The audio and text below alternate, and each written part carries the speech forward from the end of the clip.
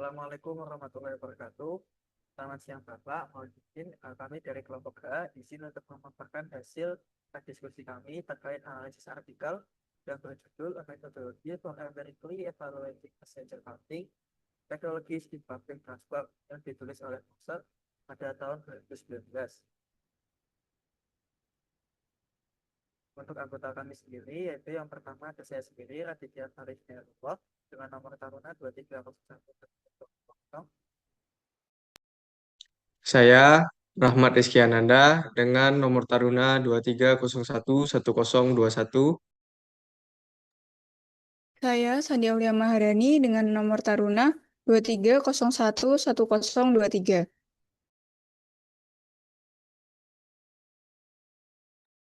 Dalam presentasi atau paparan kali ini terdapat beberapa bagian yang akan kami sampaikan, yaitu yang pertama ada terkait latar belakang dan tujuan dari penelitian dari jurnal tersebut. Yang kedua adalah metodologi yang digunakan pada saat penelitian. Yang ketiga, teknologi yang dievaluasi. Yang keempat, hasil dari penelitian. Yang kelima, tantangan dan temuan.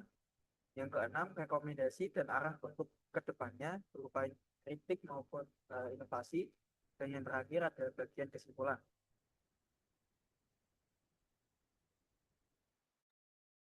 Latar belakang dan tujuan penelitian ini yaitu meningkatnya kebutuhan akan sistem automatic passenger counting atau APC yang akurat dan real time.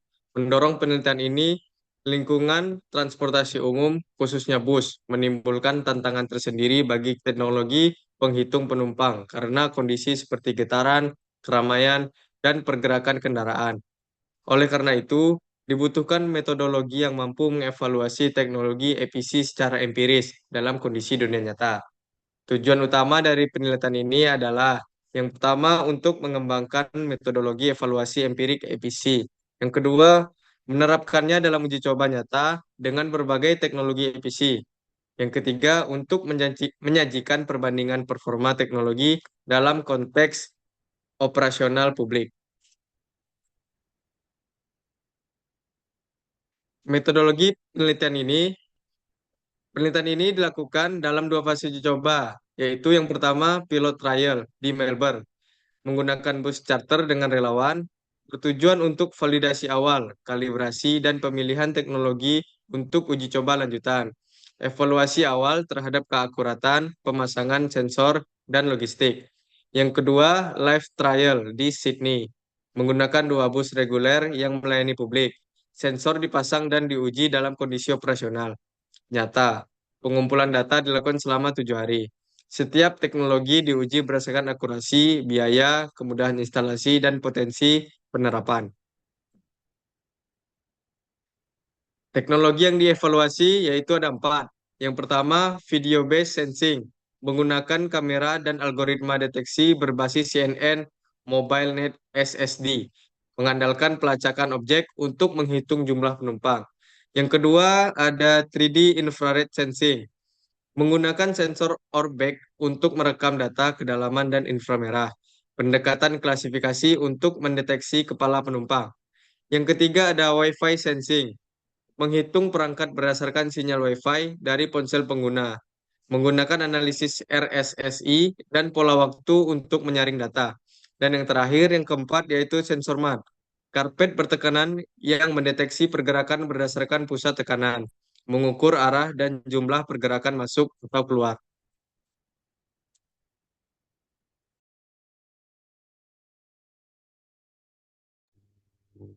Jadi dalam proses penelitian yang dilakukan ini, target utamanya yaitu terkait perhitungan dari penumpang yang masuk dan keluar di titik pemberhentian bus.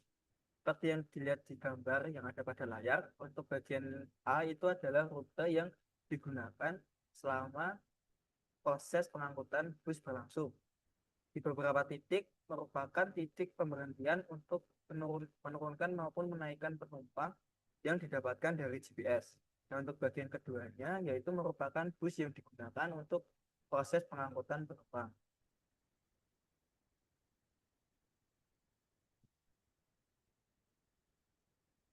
Nah, untuk gambar ketiga ini merupakan rute yang dilakukan pada lingkungan perumahan dengan beberapa jarak yang relatif konstan dibandingkan peta-peta sebelumnya.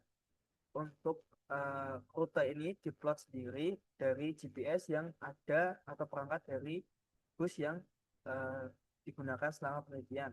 Untuk titik-titik yang digunakan ini merupakan sama seperti sebelumnya, yaitu merupakan titik dari naik dan turunnya penumpang yang didasarkan pada sensor-sensor yang digunakan untuk perhitungan dari penumpang itu sendiri. Nah, untuk teknologi yang digunakan, untuk sensor-sensornya yang pertama ada video sensing yang dipasang di bagian pintu depan. Untuk yang kedua ada 3D infrared sensing yang dipasang kurang lebih di posisi bagian depan. Yang ketiga ada mobile wifi sensing, dan yang terakhir ada sensor mat yang digunakan untuk proses keluar masuk dari penumpang itu sendiri di bagian bawah kendaraan atau bagian alas kendaraan.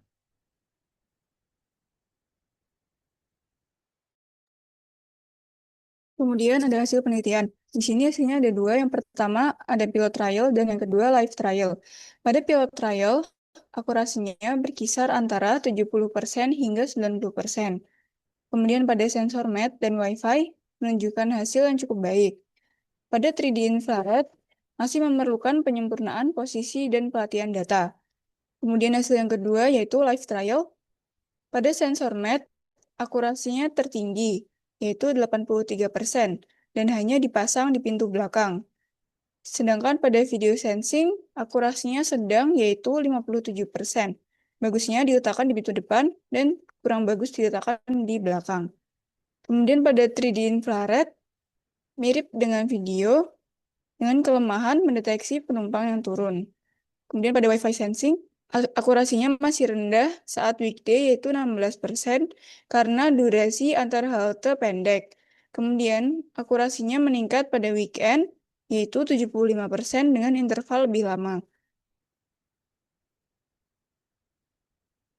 Kemudian ada tantangan dan temuan. Pada video dan 3D infrared, kesulitannya yaitu mendeteksi pada saat kerumunan, getaran bus, dan posisi kamera. Yang kedua, sensor mat dapat terpengaruh jika orang berdiri di atas mat saat bus sedang berjalan. Yang ketiga, pada Wi-Fi, tantangannya yaitu sinyal Wi-Fi yang terganggu akibat kepadatan penumpang. Dapat dilihat sendiri di bagian layar, merupakan dari hasil yang ditemukan selama penelitian dengan sejumlah trip, yaitu sejumlah 7 trip dengan perbandingan beberapa sensor yang digunakan. Untuk tingkat akurasinya sendiri, dari yang pertama yaitu video sensing berkisar antara 97% dan 71%. Untuk rata-rata pembacaannya yaitu 84%.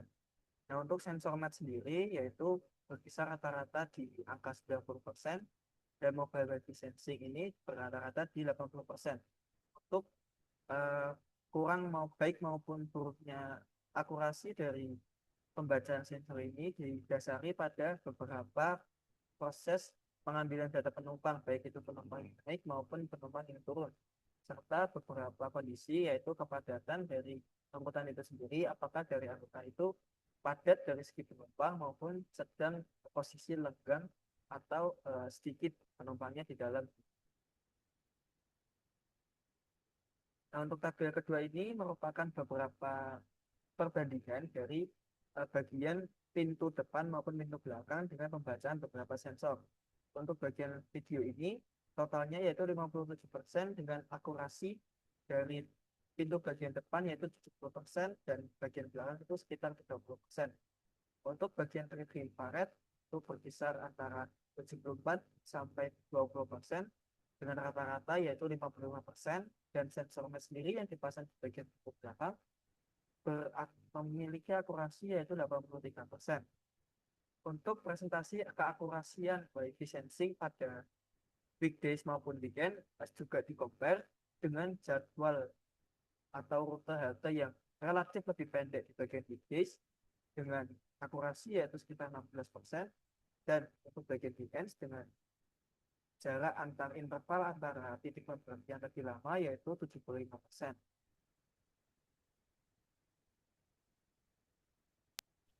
Selanjutnya ada rekomendasi dan arah temuan. Yang pertama, video dan infrared dipertimbangkan untuk implementasi karena potensi real time.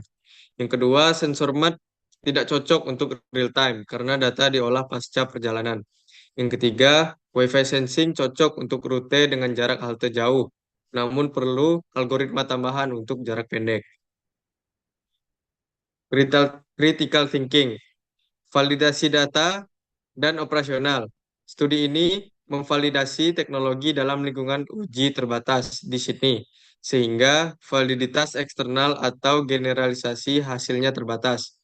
Di lingkungan transportasi yang padat dan kompleks seperti Jakarta, Mumbai, atau Nairobi, dapat menghasilkan output data yang berbeda dibandingkan dengan Sydney. Keandalan sensor dalam pengumpulan data. Sensor, terutama Wi-Fi dan video, sangat sensitif terhadap variabel lingkungan seperti getaran kendaraan, jarak antar pemberhentian, dan kepadatan penumpang. Dengan adanya perbedaan kondisi di lingkungan yang berbeda, dapat menimbulkan perbedaan data yang didapat di kondisi lingkungan yang berbeda. Selanjutnya, etika dan privasi bagi penumpang. Teknologi berbasis video dan Wi-Fi memiliki potensi pelanggaran privasi, apalagi jika data disimpan dan diproses untuk tujuan lain. Dikhawatirkan dapat muncul cybercrime dalam segi pengenalan wajah maupun sebagainya, terutama di wilayah negara yang masih lemah dalam hal keamanan cybernya. Efektivitas biaya dengan penerapan jangka panjang. Dengan pengembangan studi yang lebih lanjut, tentu memerlukan biaya yang jauh lebih banyak juga. Dengan usaha tersebut, penerapan yang dimaksud apakah dapat bertahan selama dan seefektif mungkin dengan biaya yang diaplikasikan hanya untuk perhitungan dan pengenalan penumpang di angkutan umum.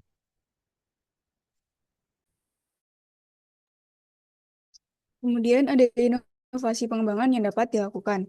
Yang pertama, kombinasi sensor multimodal yang lebih baik seperti penggabungan video, Wi-Fi, dan infrared untuk sistem hybrid yang lebih akurat.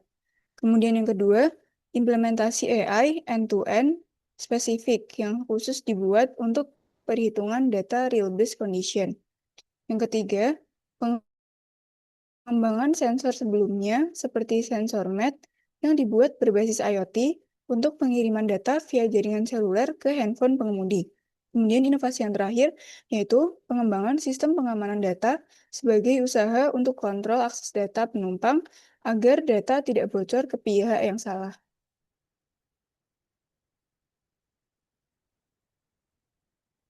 Kemudian ada kesimpulan, penelitian ini berhasil menunjukkan bahwa yang pertama, metodologi 2 tahap, ada pilot trial dan live trial, efektif untuk mengevaluasi teknologi APC dalam kondisi nyata.